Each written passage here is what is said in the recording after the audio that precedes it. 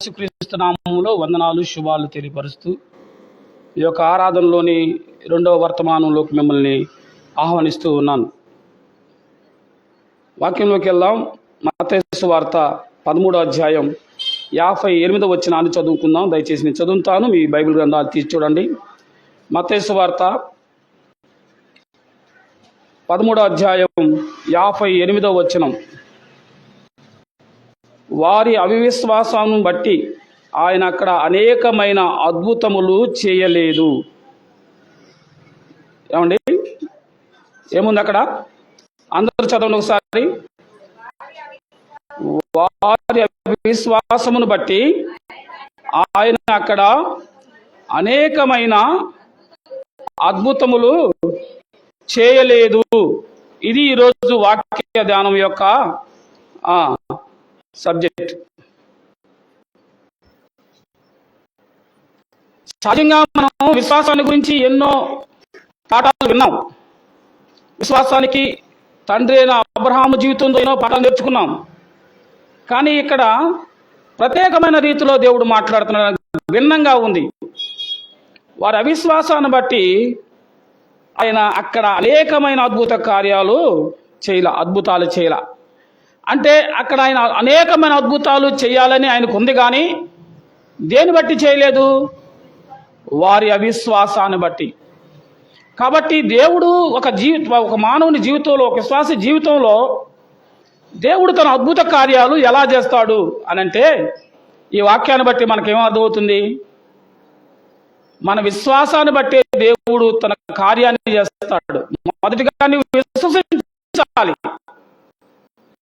యేసుక్రీస్తు ప్రభువుని నీవు నోటితో ఒప్పుకోవాలి, విశ్వసించాలి కదా. కాబట్టి వారి అవిశ్వాసాన్ని బట్టి దేవుడు అక్కడ అద్భుత కార్యాలు చేయలేదు. మరి మన జీవితంలో దాని కూడా మనం వాక్యానుసారంగా, లేఖనానుసారంగా మనం చూద్దాం. చిన్న ప్రార్థన చేసుకొని ప్రభు సహాయాన్ని కోరుకుందాం. పరిశుద్ధులైన దేవా, నీ ఘనమైన నామమునకు వందనాలు. ఈ సమయంలో వారి అవిశ్వాసాన్ని బట్టి వారు అనేకమైన అద్భుత కార్యాలు చూడలేకపోయారు. ఈ అంశాన్ని బట్టి మేము మాట్లాడుతుండగా మనుషుణ్ణి మరుగు చేసి నువ్వు మాతో మాట్లాడమని యేసుక్రీస్తు నామమున అడుగుతున్నాం తండ్రి, ఆమేన్. ప్రభునందు ప్రియులారా, ఇక్కడ దేవుడు తన పనిని ఆయన చేస్తూ ఉన్నాడు. ఎప్పుడు? ఈ లోకంలోకి వచ్చిన తర్వాత ఆయన లోకంలో 33.5 సంవత్సరాలు జీవించాడు. 30 సంవత్సరాలు ఆయన ఎక్కడ కూడా సువార్త చెప్పడం కానీ చేయలే. ఆయన 8వ ఏట ఆయన మందిరంలో మనకు కనపడతాడు. ఆయన మొట్టమొదట ఆయన పుట్టుక మనకి కనిపిస్తుంది. సత్రంలో స్థలం లేనందువల్ల ఆయన తీసుకెళ్లి పశుశాలలో పరుండబెట్టడం, ఆ తర్వాత 8వ రోజున ఆయన మందిరం తీసుకెళ్లి సున్నత చేయించడం, ఆ తర్వాత మరలా 12వ సంవత్సరం అప్పుడు వాళ్ళు దేవాలయంలో ఆయన అక్కడున్న పెద్దలతో తర్కించడం, ఇంతవరకు మనకు కనపడుతుంది. ఈ 12వ ఏట నుంచి మళ్ళీ తర్వాత ప్రభు ఎక్కడ కనపడతాడు మనకి? డైరెక్ట్గా 30వ ఏట కనపడతాడు. ఆయన పరిచర్య చేయడం ప్రారంభించింది ఎప్పుడైనంటే చివరి 3 సంవత్సరాలు, 33.5 సంవత్సరాలు ఆయన ఈ లోకంలో జీవించాడు. ఈ మధ్యలో ఈ 18 సంవత్సరాలు, 12 సంవత్సరాల నుంచి 30 సంవత్సరాల మధ్యలో 7 సంవత్సరాలు ఉన్నాయి గ్యాప్. 18 సంవత్సరాలు. 18 సంవత్సరాలలో ప్రభు ఎక్కడున్నాడు ఏందని అనేకమైన కథనాలు ప్రజలు రాసుకుంటా ఉన్నారు, మాట్లాడుకుంటా ఉన్నారు. కానీ వాక్యం ఏం చెప్తా ఉందంటే, ఆయన దేవుని దయందును మనుషుల దయందును వర్ధిల్లుచుండెను అని ఉంది. ఆయన కన్న తల్లి అయిన మరియా తండ్రి దగ్గర ఆయన ఉన్నాడు, తల్లిదండ్రులకి సహకారిగా ఉన్నాడు అని లేఖనాలు మనకు చెప్తా ఉన్నాయి తప్ప ఆయన భారతదేశం వచ్చాడని, ఆయన మరి భారతదేశంలో కొన్ని బోధలు నేర్చుకొని వెళ్ళాడని లేనిపోయిన కథలన్నీ మనుషులు కట్టుకథలు కలుతూ ఉన్నారు. ఎక్కడ కూడా చరిత్ర ఆధారాలు లేవు, లేఖన ఆధారాలు లేవు. ప్రభు ఆయన యెరూషలేము దాటి బయట ఏ దేశానికి ఆయన వెళ్ళాల. కాబట్టి ఇప్పుడు ఆయన 33.5 సంవత్సరాల జీవితంలో ఆఖరి 3.5 సంవత్సరాలు ఆయన పనిచేశాడు. యోహాను సువార్తలో మనం చూసినట్లయితే ఆయన మొట్టమొదటి సూచిక్రియ మనకు కనిపించింది. ఎక్కడండి ఆయన చేసింది? కానాను పెళ్లి విందులో నీటిని ద్రాక్షారసంగా మార్చాడు. వివాహంకి వెళ్తే ద్రాక్షారసం అయిపోయింది, పెళ్లి ఇంటి వాళ్ళు బంధువులు అవుతారు. కాబట్టి వాళ్ళ తల్లి అయిన మరియ ఇక్కడ ద్రాక్షారసం అయిపోయింది, మన బంధువులకు అవమానం జరిగిద్దని ముందుగా ఆయన హెచ్చరించినప్పుడు, అమ్మా నాతో నీకేం పని, నా సమయం ఇంకా రాలేదు అంటే తండ్రి విషయంలో, తండ్రి పని విషయంలో ఎవరు జోక్యం అవసరం లేదు. ఆయన సమయం వచ్చినప్పుడు ఆయన పని చేస్తాడు. కాబట్టి తల్లి అయిన మరియా, ఆయన యేసుప్రభు కన్నా మరియా పరిశుద్ధురాలమా కదా, కాబట్టి ఆమెకు ప్రత్యేక స్థానం బైబిల్ గ్రంథంలో ఉంది. కానీ ప్రభువునే పని అప్పచెప్పే అంత బాధ్యత ఆమెకి లేదు. కాబట్టి ఆయన ఏమంటా ఉన్నాడు, నా సమయము ఇంకా రాలా. అంత మాత్రమే, అయ్యా నీ తల్లి వచ్చిందంటే ఏమన్నాడు, ఎవరు నా తల్లి, ఎవరు నా సహోదరులు కదా, నాతో ఉన్నవాళ్లే, నా వాక్యం విన్నవాళ్లే, నన్ను నమ్మిన వాళ్ళే కదా. కాబట్టి కానాను విందులో యేసు ప్రభు వారు మొట్టమొదట సూచక్రియ చేయడం ప్రారంభించాడు. ఏమిటా సూచక్రియ? నీటిని ద్రాక్షరసంగా మార్చిన పరిస్థితులు మనం చూస్తూ ఉన్నాం. ఎందుకు సూచక్రియలు, అద్భుతాలు, స్వస్థతలు ఆయన చేశాడు అని అంటే, ఆ దినాల్లో ప్రజల యొక్క అవసరాలను బట్టి ఆయన యొక్క గొప్పతనాన్ని ప్రజలకు తెలియపరచడం కొరకు ఈ సూచక్రియల ద్వారా, ఈ అద్భుతాల ద్వారా, ఈ స్వస్థతల ద్వారా ప్రజలు ప్రభు వైపు తిరగాలని ప్రభు తన కార్యాలు చేశాడు. ఈనాడు కూడా ఆయన చేస్తాడు. ఆయన సమస్తం చేయగలిగిన వాడే, చేస్తాడు. కనుకనే మనం ఏం చేస్తున్నాం, ఈ ఆల్ నైట్ ప్రేయర్లు కానీ, ఈ శుక్రవారం ప్రార్థనలు కానీ, శనివారం విజ్ఞాపనలు కానీ, ఇవన్నీ దేని కొరకంటే ప్రభు యొక్క సహాయం కొరకు మనం ప్రార్థన చేస్తాం, దానికి జవాబులు పొందుకుంటా ఉన్నాం. కాబట్టి దేని ద్వారా ఈ కార్యాలు జరుగుతాయి అని అంటే, నీవు ప్రభువుని విశ్వసించడం ద్వారా. ఇప్పుడు చదువుకున్నాం కదా, ఏమనుంది, వారి అవిశ్వాసం వలన బట్టి ఆయన అక్కడ అనేకమైన అద్భుతాలు చేయకపోయాడు, ఆయన చేయలా. కాబట్టి దేవుని విషయంలో, బోధకుల విషయంలో ఆనాటి ప్రజలు ఎలా ఉన్నారు, ఈనాటి సంఘం ఎలా ఉంది, దేవుని యందు భయభక్తులు కలిగిన జీవితం మనం జీవిస్తున్నామా? భయం ఉంటే మనం ఎందుకు లోకంలో, లోక సంబంధమైన కార్యాల్లో మనం పాల్గొంటాం? ఈనాడు మానవుడికి భయం అనేది లేదు. భక్తి అంటావా, బోల్డ్ అంత ఉంది. క్రైస్తవులకే కాదు, ఇతరులకు కూడా చాలా భక్తి ఉంది. మనకంటే చాలా భక్తి పరులు వాళ్ళు. మరి కొన్ని మతాల్లో వాళ్ళు భక్తి ఎలా ఉండదంటే, వాళ్ళు ఉపవాసంలో కనీసం ఉమ్ము కూడా మింగనంతగా వాళ్ళు ఉపవాసం చేస్తారు. మరికొన్ని మతాల్లో చూస్తే వాళ్ళు తెల్లవారుజామున 4 గంటల చలిలో, ఏమండి భయంకరమైన చలికాలం డిసెంబర్ నెలలో సన్నీటి స్నానాలు చేస్తారు, చెప్పులు లేకుండా వాళ్ళు నడుస్తారు, వాళ్ళు కింద బండ్ల మీద పడుకుంటారు, చాప మీద పడుకుంటారు. ఎంతో శ్రద్ధలతో, భక్తి శ్రద్ధలతో వాళ్ళు ఆచారాలు పాటిస్తారు. భక్తి లేదంటే నేను ఒప్పుకోవట్లేదు, కానీ భక్తి ఉంది, మానవుడికి భక్తి ఉంది. కానీ ఏం లేదు, భయం లేని భక్తి ప్రయోజనం లేదు. అందుకే బైబిల్లో ఏముంటుందంటే, భక్తి భయం అండు, భయభక్తులు గలవారు అని అంటాడు. మొదట మానవుడికి ఉండాల్సింది దేవుని యందు భయం ఉండాలి. భయం లేకుండా నువ్వు ఎంత భక్తి చేసినా ప్రయోజనం లేదు. ఆయన ఉన్నాడని, ఆయన చూస్తున్నాడని, ఆయన నీ పట్ల తన బాధ్యత తీసుకున్నాడని నీవు నమ్మి భయభక్తులు కలిగిన జీవితం నీవు జీవిస్తే, లోకంలో వచ్చే శ్రమలు, లోకంలో వచ్చే అడ్డంకులు, లోకం వచ్చే ఇబ్బందులు మనల్ని వాటి దేని నుంచి తప్పిస్తుందంటే, దేవుని యందు భయం ఉంటే నువ్వు దాని జోలికి వెళ్ళలేవు. దేవుని నుండి భయం ఉంటే నువ్వు ఆ పని చేయలేవు. భయం లేకే మానవుడు ఈరోజు పాపంలో పడిపోవడానికి ప్రధానమైన కారణం. ప్రియ సోదరి, ఆనాడు ఇదిగో ఒక ప్రవక్త వస్తున్నాడు. సమూయేలు మొదటి గ్రంథం 16వ అధ్యాయం 4వ వచనంలో, సమూయేలు మొదటి గ్రంథం 16వ అధ్యాయం వచనం 4లో చూద్దాం. సమూయేలు యెహోవా ఇచ్చిన సెలవు చొప్పున బెత్లెహేమునకు వెళ్ళెను. ఆ ఊరి పెద్దలు అతని రాకకు భయపడి, సమాధానంగా వచ్చుచున్నావా అని ఆయన అడగగా, అతడు సమాధానంగానే వచ్చి తిని, మీరు శుద్ధులై నాతో కూడా బలికి రండిని చెప్పి యెషయని అతని కుమారులను శుద్ధి చేసి బలి అర్పించెను. ఇక్కడ వాళ్ళు ఏమయ్యారట, ఆ ఊరి పెద్దలు సైతం అతని రాకకు ఏమైపోయారు, భయపడ్డారు. ఎవరైనా సమూయేలు ప్రవక్త వస్తున్నప్పుడు ఊరిలో పెద్దలు సైతం భయపడతారు. ప్రవక్త వస్తున్నాడు, ప్రవక్త కాదు కదా, స్వయాన దేవుడే వస్తుంటే భయం లేని రోజుల్లో మనం ఉన్నాం. జాగ్రత్త. దేవుని యందు భయం కలిగిన జీవితం నీవు జీవించినట్లయితే నీ జీవితం చాలా ఉన్నత స్థితికి వెళ్ళడానికి అది మార్గం. యెషయా కుమారుడైన దావీదుని అభిషేకించే విషయంలో, ప్రత్యేకపరిచే విషయంలో సమూయేలు యెషయా ఇంటి దగ్గరికి వెళ్తున్నప్పుడు ఆ ఊరి పెద్దలు సమూయేలు వస్తున్నప్పుడు ప్రవక్త వస్తున్నాడని ఏమైపోయారు? భయం చెందారు, భయం చెందుతున్నారు. సోదరి, ఈ మధ్యాహ్న సమయంలో నీవు నేను ఆలోచిద్దాం. ఉదయ కాలం భయము లేని భక్తి ప్రయోజనం లేదు. నీవు నేను దేవుని యందు భయము భక్తి రెండూ కలిగి ఉండేవారుగా ఉండాలి. ఆ భయము లేకే, ఆ విశ్వాసం లేకే అనేకమైన దేవుని యొక్క అద్భుత కార్యాలు, సూచక్రియలు ఆనాటి ప్రజలు చూడలేకపోయారు. ఆయన ఎన్నో చేయాలనుకున్నాడు. చూడండి ఏమన్నాడు అక్కడ ఆయన, అనేకమైన అద్భుతాలు అని అంటున్నాడు. అనేకమైన అద్భుతాలు మానవుడి కొరకు దేవుడు సిద్ధం చేశాడు. నీ కొరకు ఆయన అనేక అద్భుతాలు చేయాలని కోరుకున్నాడు. ఆయనకు ఒక పేరు ఉంది. ఏమిటి ఆ పేరు అమ్మా? ఆయన అద్భుతకరుడు, ఆలోచనకర్త, సమాధానానికి అధిపతి, షాలేము రాజు, అద్భుతాలు చేయవాడు ఆయన కదా. ఆయన నీ కొరకు అనేక అద్భుతాలు చేయడానికి ఆయన సిద్ధం చేశాడు. అయితే నువ్వేం చేయాలా? ఆయన్ని విశ్వసించాలి, ఆయన్ని నమ్మాలి. నీ విశ్వాసమే నిన్ను ఎలా స్వస్థం పొందుకుంటావు నీవు? చూడండి, మనం చూస్తే మత్తయి సువార్త 9వ అధ్యాయంలో మనం చూస్తాం.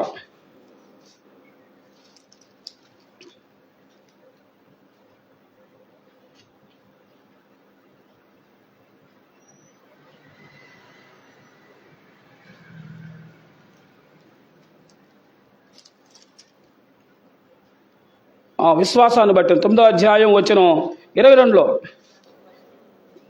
వచ్చిన 9 అధ్యాయం 9 వచ్చిన 22. యేసు వెనుకకు తిరిగి ఆమెను చూసి, కుమారి ధైర్యంగా ఉండుము, నీ విశ్వాసము నిన్ను దేని ద్వారా బాగైందామా? విశ్వాసం ద్వారా. విశ్వాసము లేకుండా దేవునికి ఇష్టలై ఉండుట అసాధ్యం అంటున్నాడు. విశ్వాసము ద్వారా దేవుడు ఏం చేశాడు? అద్భుత కార్యాలు చేశాడు. విశ్వాసమే కదా. అనేక మందిని ప్రభు స్వస్థపరిచి అంటున్నాడు, నీ విశ్వాసమే నిన్ను. అంటే నువ్వు స్వస్థత పొందుకోవాలన్నా, అద్భుతాలు చూడాలన్నా, దేవుని యొక్క కార్యాలు పొందుకోవాలంటే మొదటిగా నీకు ఉండాల్సిందేనండి. చెప్పండి, దేవుని యందు విశ్వాసం. ఆయన ఉన్నాడని, ఆయన సమస్తాన్ని చేయగలడని, ఆయన చేశాడని నువ్వు నమ్మాలి. ఆ ప్రభువుని నమ్మి విశ్వసిస్తే దేవుని కార్యాలు నువ్వు చూస్తావు. 13వ అధ్యాయం 53వ వచనం నుంచి మనం చూస్తే అదే యేసు ఈ ఉపమానములు చెప్పి చాలించిన తర్వాత ఆయన అక్కడ నుండి వెళ్ళి స్వదేశంలోకి వచ్చి సమాజ మందిరంలో వారికి బోధించుచుండెను. అందువలన వారు ఆశ్చర్యపడి, ఈ జ్ఞానము, ఈ అద్భుతములు ఇతనికి ఎక్కడి నుండి వచ్చివని.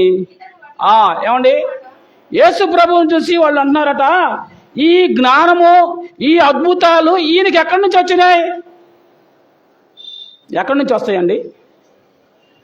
ఈయన సర్వాధికారి అయిన దేవుడు, ఈయనకి సమస్తం మీద అధికారం ఉన్నవాడు. యేసు ప్రభు వీళ్ళకి అర్థం కాల. ఈనాడు నీకు నాకు అర్థమయ్యాడా?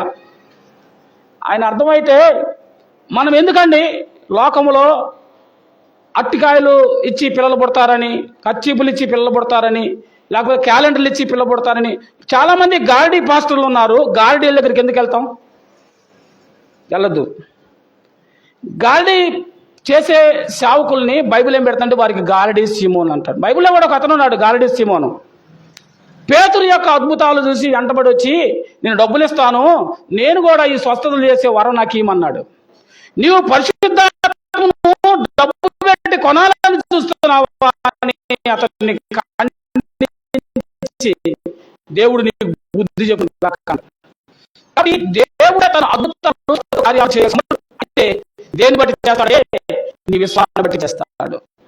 నీ దేవుని భయభక్తుల జీవితాన్ని బట్టి చేస్తాడు. ఆయన సమస్తం చేయడానికి సమర్థుడు. అయితే నువ్వేం చేయాలా? నమ్మాలి. వీళ్ళు ఏమన్నారు? ఈయనకి ఎక్కడి నుంచి మాట్లాడుతున్న వాళ్ళు ఏమన్నా ఆశమాషోళ్ళు సమాజ మందిరంలో వారికి బోధించును. అందువలన వారు ఆశ్చర్యపడి, ఈ జ్ఞానము నేను ఎక్కడికి వచ్చాను? అక్కడున్న శాస్త్రులు, పరిసయ్యులు, పెద్దలు వాళ్ళందరూ చూస్తున్నారు. వాళ్ళు ఏమంటున్నారు? ఈ జ్ఞానము, ఈ అద్భుతాలు ఇతనికి ఎక్కడి నుంచి వచ్చినాయి? యేసు ప్రభువుని వీళ్ళు ఎలా చూస్తున్నారో తెలుసా? చూడండి కింద ఆయన గురించి ఏమంటున్నారో వచనం 55లో, ఇతడు వడ్లవాని కుమారుడు కాడా, ఇతని తల్లి పేరు మరియ కాదా, యాకోబు, యేసోబు, సీమోను, యూదాను వారు ఇతని సహోదరులు కారా, ఇతని సహోదరిమణులు మనతో కూడా.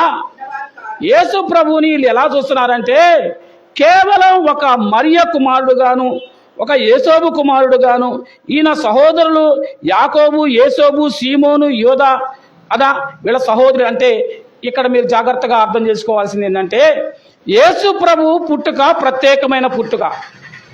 ఆయన పుట్టుక పరిశుద్ధాత్మ ద్వారా ఆమె గర్భం ధరించబడి ఆయన పుట్టాడు. యేసోబుకు మరియ ప్రదానం చేయబడిన తర్వాత ఆమెను ముట్టక మునిపే పరిశుద్ధాత్మ ద్వారా మరియ గర్భం ధరించి యేసుక్రీస్తుని కన్నది. అంటే ఈయన తల్లిదండ్రుల ద్వారా పుట్టినవాడు కాదు, ఈయన పుట్టుక ప్రత్యేకమైనది. ఆ తర్వాత వారికి వివాహం జరిగింది కాబట్టి ఆ తర్వాత కూడా కొంతమంది పిల్లలు మరియకు పుట్టారు. యేసోబు మరియలకు ఆ తర్వాత కొంతమంది పిల్లలు పుట్టారు. వాళ్ళ పేర్లు ఏం పేర్లు? యాకోబు, యేసోబు, సీమోను, యూదా, నలుగురు సహోదరుల పేర్లు చెప్పారు. గుర్తుంచుకోవాలి చాలా బాగా మీరు.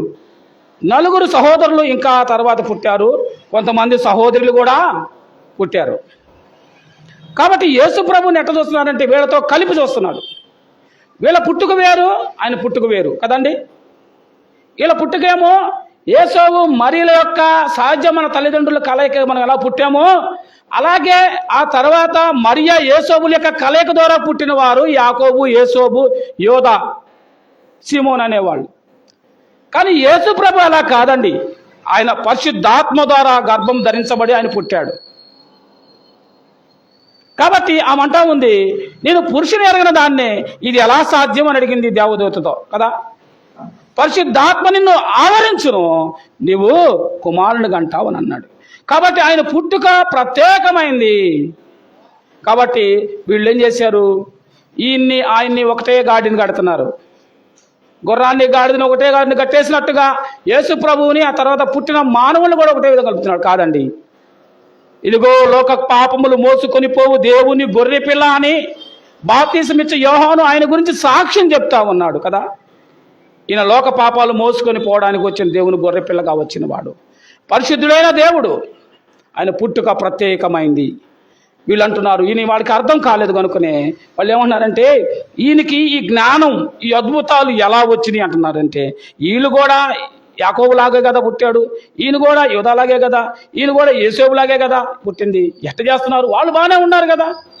యాకోబు, యేసోబు, యూదా అనేవాళ్ళు, సీమోన్ అనేవాళ్ళు వీళ్ళందరూ ఇక్కడే ఉన్నారు, వీళ్ళు చేయట్లా, ఈయన ఎట్ట చేస్తున్నాడు? వాళ్ళకి అర్థం కాల. నీకు అర్థమయ్యాడా? యేసయ్య అర్థమయ్యాడా నీకు? అమ్మా అయ్యా, ఈ ఉదయకాల సమయం ప్రభు మాట్లాడుతున్నాడు. యేసయ్య అర్థమైతే మన జీవితాలు ధన్యకరం. ఈనాడు ఇంకా యేసు ప్రభు అర్థం కాకే మానవుడు పాపములో కొట్టుమిట్లాడుతూ ఉన్నాడు.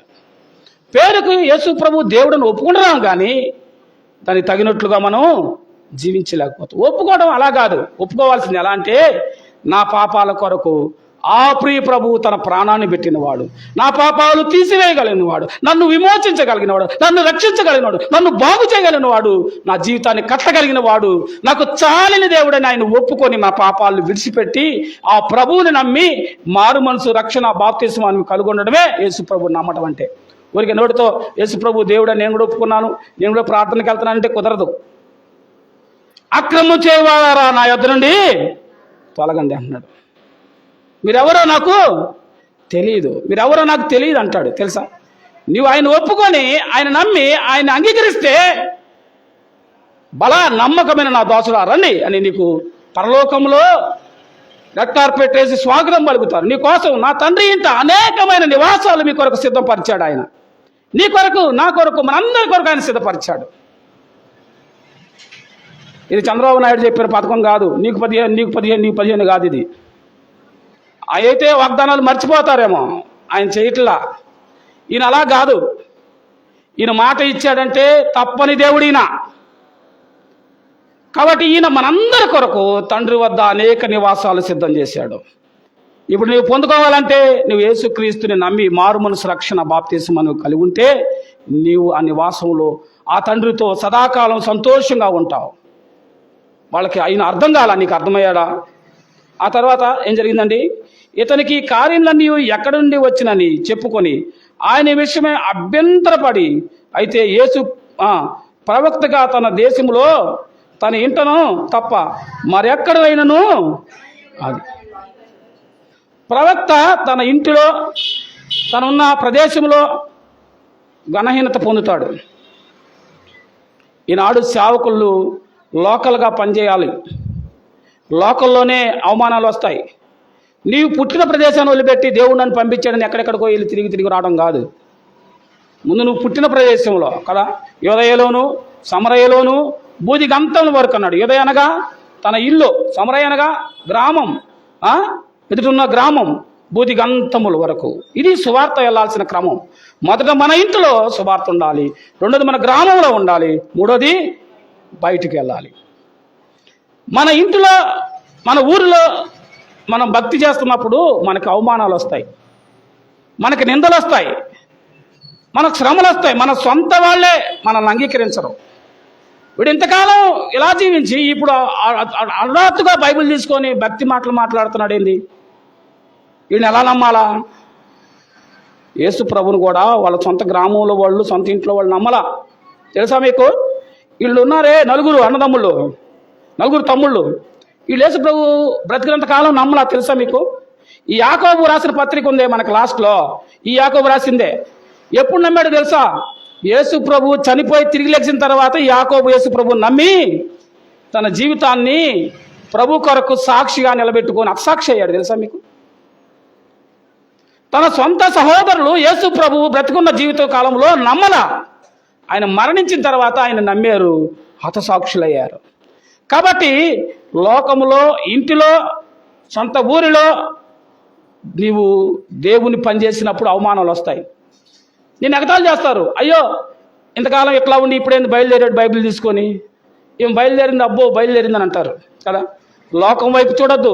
లోకమునైనను లోకంలో ఉన్ననైనను నువ్వు స్నేహించవద్దు. లోకంలో ఏముంది? నేత్రాశ, శరీరాశ, జీవ కుటుంబాలు. ఇవి తండ్రి వల్ల కలిగినవి కాదు. ఈ తండ్రి వల్ల కలగలేదు కాబట్టి దానికి వెళ్ళి ఎందుకు చూస్తున్నావు? నువ్వు దానికి వెళ్ళి చూసినంత కాలం నువ్వు ప్రభు నీకు అర్థం కాడు, ప్రభువుని నువ్వు చేరుకోలేవు, ప్రభు యొక్క గొప్ప మహిమను నువ్వు పొందుకోలేవు. ఎప్పుడైతే నువ్వు లోకాన్ని విడిచిపెడతావో, లోక స్నేహాన్ని త్యజిస్తావో, లోక సంబంధించిన ఆశలు వదిలిపెడతావో, అప్పుడే నీవు దేవుని వైపు చూడగలుగుతావు. దేవుడు నీకు అర్థమవుతాడు, దేవుని మహాభాగ్యాన్ని పొందుకోగలుగుతావు అని ఈ యొక్క ఉదయకాల సమయంలో ప్రభు ఈ వాక్యం ద్వారా మాట్లాడుతూ ఉన్నాడు. వారికి ఆయన అర్థం కాల, తన కుటుంబీకులకు అర్థం కాలేదు, ఊళ్ళో వాళ్ళకి అర్థం కాలేదు, పెద్దలకు అర్థం కాలేదు. కానీ ఆయన ఏం చేస్తా ఉన్నాడు? ఆయా ప్రాంతాలకు వెళ్ళి అనేకమైన అద్భుత కార్యాలు, సూచక్రియలు ఆయన చేస్తూ ఉన్నాడు. వారి అవిశ్వాసాన్ని బట్టి ఆయన నమ్మని పరిస్థితుల్లో వాళ్ళు ఉన్నారు. మరి నా విశ్వాసం ఎలా ఉంది? హెబ్రీ పత్రికలో విశ్వాస వీరుల పట్టిక అంటారు. హెబ్రీ పత్రిక 11వ అధ్యాయము ఎన్నోసార్లు మనం చూసాం కదమ్మా. హెబ్రీ పత్రిక 11వ అధ్యాయం తీయండి ఒకసారి.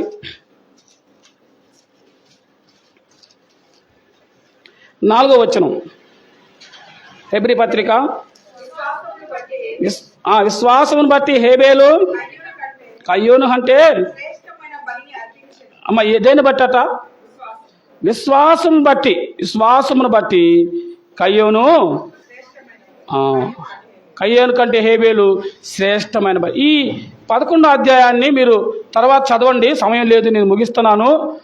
ఈ విశ్వాస వీరుల పట్టిక అంటారు. చెప్పండి. హెబ్రీ పత్రిక 11వ అధ్యాయాన్ని విశ్వాస వీరుల జాబితా లేకపోతే విశ్వాస వీరుల పట్టిక అంటారు. విశ్వాస వీరులందరూ ఇక్కడ కనపడతారు మనకి.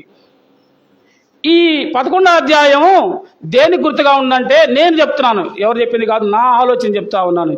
పరలోకంలో జీవ గ్రంథంలో ఎవరి పేర్లు అయితే రాయబడతాయో వారు పరలోకంలో ఉంటారు కదా. ఒక చిన్న జీవ గ్రంథం అనుకోవాలి దీన్ని. ఈ 11వ అధ్యాయాన్ని ఒక చిన్న జీవగ్రంథం అనుకోవాలి, విశ్వాస వీరుల జాబితా. ఈ జాబితాలో ఎలాంటి వాళ్ళు ఉన్నారో చూస్తే ఆశ్చర్యపోతారు మీరు.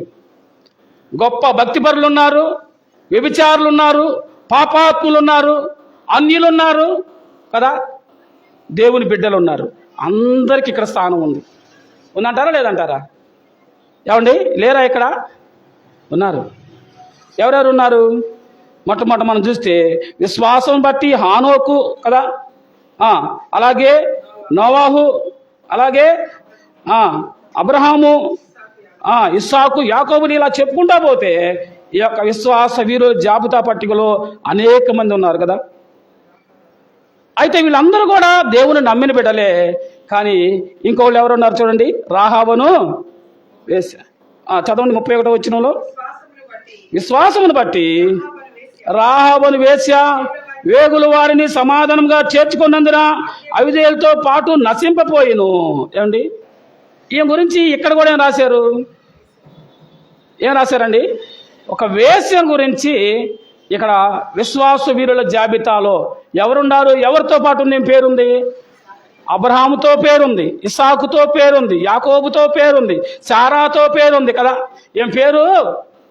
గొప్ప గొప్ప విశ్వాసులు తండ్రి అయిన అబ్రహాము పేరున్న ఆ పుస్తకంలో, ఆ యొక్క 11వ వచనంలో ఆమె పేరుంది. అమ్మ, జీవ గ్రంథంలో పరిశుద్ధుల పట్టికలో అపరిశుద్ధులమైన మనము, పాపాత్ములైన మనము, లోకంలో అనేకమైన దుర్మార్గ కార్యాలు చేసిన మనము ఆ ప్రభువుని నమ్మి మారు మనసు పొందడం ద్వారా వారందరితో కూడా మన పేరు ఆ జీవ గ్రంథంలో ఉంటుంది. అమ్మా, ఎంత చక్కని సంతోషకరమైన వార్త! దేని ద్వారా వస్తుంది అంటే విశ్వసించడం ద్వారా. నువ్వేసు క్రీస్తుని నీ సొంత రక్షకుడుగా నీ విశ్వసించాలి, నమ్మాలి. నమ్మిన నీవు ఒప్పుకోవాలి, నోటితో ఒప్పుకున్న నీవు విడిచిపెట్టాలి లోకాన్ని, నీలోని పాపాన్ని, లోపాలని విడిచిపెట్టి మారు మనసు రక్షణ బాప్తిసం పొందినప్పుడు ఆ జీవ గ్రంథంలో నీ పేరుంటుంది. ఆ తండ్రి ఏర్పాటు చేయబడిన అనేక నివాసాల్లో నీకు ఒక నివాసం ఉంటుంది. తండ్రితో సదాకాలము ఆ పరలోక పట్టణంలో నీవు ఆయనని వేవేల దూతలతో కలిసి పరిశుద్ధుడు పరిశుద్ధుడు పరిశుద్ధుడు అనే ప్రతి గానాలు చేసే గుంపులో నీవు నేను ఉంటాం. ఎంత గొప్ప ధన్యత సోదరి! ఆలోచించావు ఎప్పుడైనా? ఇంత గొప్ప భాగ్యాన్ని, ఇంత గొప్ప ధన్యతను కేవలం ఈ తుచ్చమైన లోకంలో చిన్న చిన్న వాటి కోసం మనం వదులుకుంటున్నాం. లోకంలో నేత్రాశ, శరీరాశ, జీవ కుటుంబాలు ఇవి తండ్రి వల్ల కలిగినవి కావు. కానీ ఈ చిన్న చిన్న వాటి కొరకు పరలోకంలో నిత్యరాజ్యంలో సదాకాలం కోటాను కోట్లు జీవించే జీవితం ఈ లోకంలో ఎంతకాలం జీవిస్తాం? మహా అయితే 60-70 సంవత్సరాలు, అధిక బలం ఉంటే 80 సంవత్సరాలు. అవి కూడా ఆయాసాలు, రొప్పులతో కూడిన జీవితం కదా. ఈరోజు చిన్న చిన్న పిల్లలకే షుగర్లు, బీపీలు, థైరాయిడ్లు, గుండె సమస్య రోగాలు వస్తూ ఉన్నాయి. 70-80 సంవత్సరాలు ఎక్కడ చూస్తాం మనం కదా. 20 సంవత్సరాలకే, 25 సంవత్సరాలకి ఎన్నో వస్తూ ఉంటే వాటిని కంట్రోల్ చేసుకోవడానికి ఏవో టాబ్లెట్లు వేసుకుంటే జీవితాన్ని సాగదీస్తున్నాం. కాబట్టి లోకంలో ఉన్నవన్నీ నేత్రాశ, శరీరాశ, జీవ కుటుంబాలు ఇవి తండ్రి వలన కలిగినవి కావు. కనుక దీని మీద నీ చూపు వద్దు, దీని మీద ఆశ వద్దు. ఇవి అశాశ్వతమైనవి. శాశ్వతమైన దాని వైపు నీ చూపు ఉండాలి. శాశ్వతమైన లోకములో నీ ఉండాలి. ఆ పరలోకములో, ఆ పరలోక పట్టికలో, ఆ యొక్క జీవ గ్రంథంలో నీ పేరు ఉండాలి. విశ్వాస వీరుల జాబితాలో ఒక వేసైన రహాబు యొక్క పేరు ఎంత ఘనంగా ప్రభు రాయించాడమ్మా. నీ పేరుందా? లేకపోతే ఈ రాత్రి ఒక మధ్యాహ్న సమయంలోనే నీవు ప్రభు దగ్గరికి వచ్చి, అయ్యా పాపినైన నన్ను కరుణించి, ఇదిగో ఆ విశ్వాస వీరుల జాబితా పట్టికలో రహాబును వేసి పేరుంచావు కదయ్యా, పాపాత్ముడినయ్యా, పాపాత్మురాలనయ్యా, నా పేరు కూడా నీ జీవ గ్రంథంలో ఉంచని అడగలిగితే నీ జీవితం ధన్యకరం. నీ విశ్వాసానికి ప్రతిఫలం ఉంటుంది కదండి. అదే విశ్వాస వీరుల పట్టికలో 11:6లో చూద్దాం. 11:6లో ఎవరున్నారు? విశ్వాసము లేకుండా దేవునికి ఇష్టలైనట అసాధ్యము. విశ్వాసం లేకుండా నీవు దేవునికి ఇష్టలుగా ఉండడా అని చెప్తే కుదరదు. దేవుడికి నేను కూడా దేవుని బిడ్డలేలయ్యా, నేను కూడా దేవుని నమ్మిన ఉండేలయ్యా అని చెప్పుకుంటే కుదరదు. ఈరోజు సంఘాలకి, మందిరాలకి కోటాను కోట్ల మంది వెళ్తున్నారు. ఎంతమంది నమ్మారు? నమ్మిన వాళ్ళు ఉన్నారు, నమ్మని వాళ్ళు ఉన్నారు. నమ్మని వాళ్ళు కూడా మేము కూడా దేవుని బిడ్డలమంటే కుదరదు. యేసుక్రీస్తు అందరికీ ప్రభు, నమ్మిన వారికి నమ్మని వారికి అందరికీ ప్రభు. ఎప్పటి వరకు? నీవు నమ్మే వరకు. నువ్వు నమ్మితే ఆయన బిడ్డగా కొనసాగుతావు పరలోకం వెళ్తానికి. ఇక్కడైతే ఆయన బిడ్డలే, నీవు ఏ స్థితిలో ఉన్నా, నేను ఎంత దుర్మార్గులమైనా, ఎంత పాపాత్ములైనా, ఎలాంటి వ్యసనాల్లో ఉన్నా, మనం ఎంత ఘోర పాపులమైనా ఆ ప్రభువు నిన్ను ప్రేమించాడు, నిన్ను రక్షిస్తాడు, నిన్ను విమోచిస్తాడు. మనందరి కొరకు ఆయన ప్రాణం పెట్టాడు. ఆయన ప్రేమలో మార్పు లేదు. అయితే పరలోకంలో ఆయన బిడ్డగా ఉండడానికి కొన్ని షరతులు ఉన్నాయి. ఏమిటన్నాడు వచనంలో? విశ్వాసం లేకుండా దేవునికి ఇష్టడై ఉండుట అసాధ్యము. పరలోకంలో రక్షించబడకుండా, మారు మనసు పొందకుండా నీవు పరలోకంలో వెళ్ళడం అసాధ్యం. మరి సాధ్యం చేసేది ఆయన కృప ద్వారా, ఆయన రక్షణ ద్వారా. మరి ఆ రక్షణను పొందుకుంటావా? ఆ ప్రభువుని అంగీకరిస్తావా? ఆ ప్రభువుని అంగీకరించి ఆ ప్రభునందు విశ్వసించి నీవేం చేయాలా? ఆ నిత్య రాజ్యంలో పాలు పంపులు పొందుకోవాలి. ఆ నిత్య రాజ్యంలో పాలు పంపులు పొందుకోవాలి కదా. తిమోతి మొదటి పత్రిక 1:18 అపోస్తలుడైన పౌలు తిమోతి రాసిన మొదటి పత్రిక 1:18 చూద్దాం. నా కుమారుడైన తిమోతి, నీవు విశ్వాసమును మంచి మనసాక్ష్యం గలవాడువు, నిన్ను గూర్చి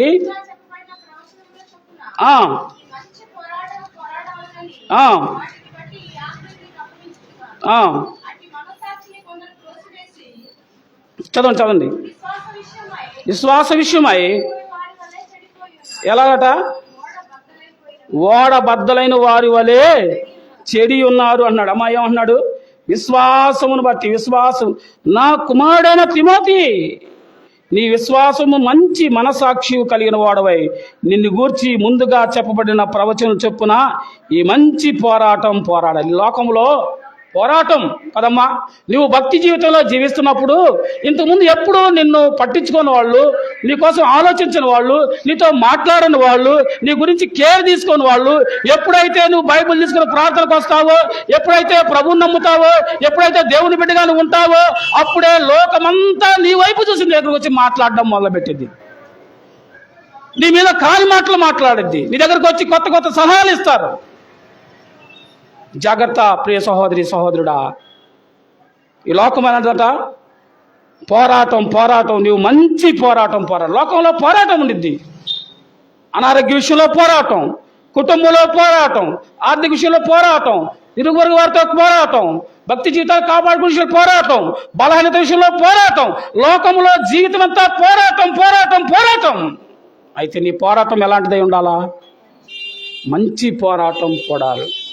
నేను మంచి పోరాటం పోరాడితిని, నా పరుగు కడముట్టించి విశ్వాసమును కాపాడుకుంటునని పౌలు అంటున్నాడు. ఇలాంటి విశ్వాసం నీకు నాకు ఉండాలని ఈ ఉదయకాల సమయం ప్రభు మాట్లాడుతూ ఉన్నాడు.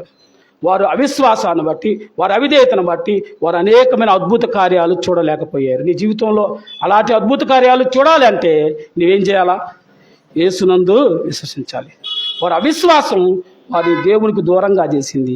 ఈరోజు విశ్వాసానికి కర్తయు దాన్ని కొనసాగించువాడైన యేసు వైపు నువ్వు చూస్తూ నువ్వు నడిచినట్లయితే నీ విశ్వాసంలో పోరాటగలు చేయగలుగుతావు, నీవు ముందుకి వెళ్ళగలుగుతావు. అట్టి కృప ప్రభు మనందరికీ దయచేయును గాక. ప్రార్థన చేసుకుందాం.